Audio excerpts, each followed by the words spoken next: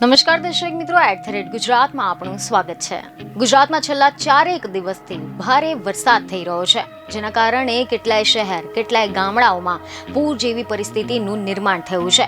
આવી જ પરિસ્થિતિ જામનગરમાં પણ જોવા મળી, પરંતુ આ દરમિયાન જામનગર નોર્થથી ભાજપના ધારાસભ્ય રીવાબા જાડેજા પણ વરસાદથી પ્રભાવિત લોકોની મદદ માટે બહાર આવ્યા હતા।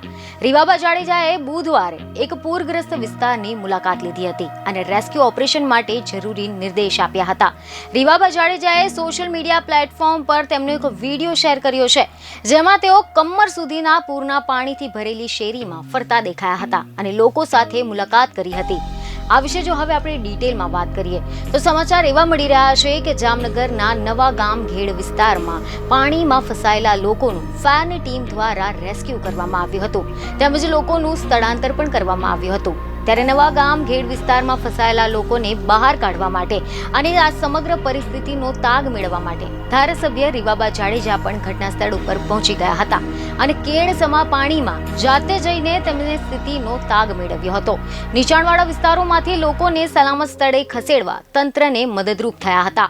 રીવાબા જાડેજાના આ કામના લોકો ભરપેટ વખાણ કરી રહ્યા છે। બીજને ખબરો સાથે ફરી મળીશું। ધન્યવાદ।